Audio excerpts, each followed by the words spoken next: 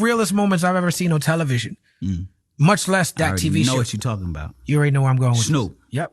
Snoop was communicating with you in a language that is unique to Los Angeles. Yep.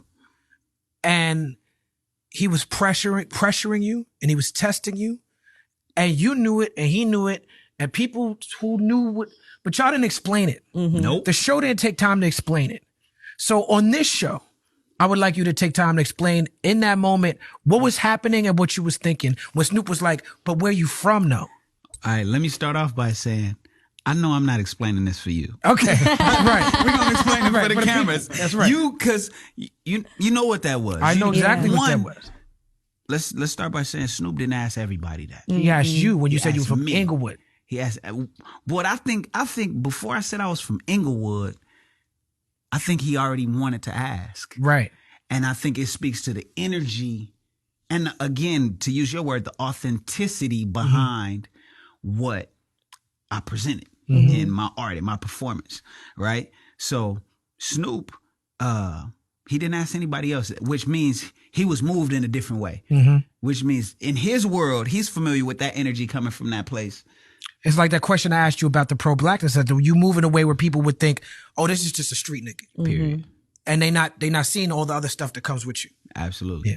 And so I think I'm an intersection of all that shit in the same box, like church, street, music, art, you know what I'm saying? Fighting, you know, so, but I think Snoop saw that. And I think it was a line. I didn't mean to look at Snoop. I said, I didn't mean to look at Snoop, but I think I looked at him when I was like, if you don't like it, then fight me. Go meet the heel of my Nikes. You know what I'm saying?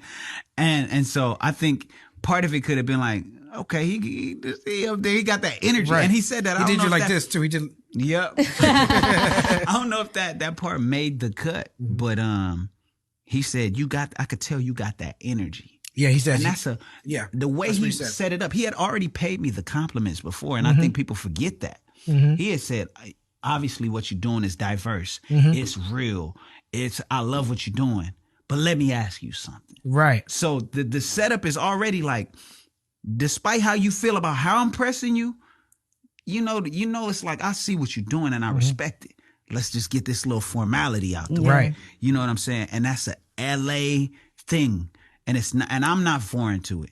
And the thing about it is, the reason I could stand up and without budging being like, I'm from Inglewood, is because there were real life-threatening moments where that was the case. This was not life-threatening. This is television. This is television. And not that, but Snoop got that energy where it's like, cameras done disappeared now. That's the OG. It's two men in the room. Yeah. And that's the magic of being somebody like the legend that is Snoop Dogg.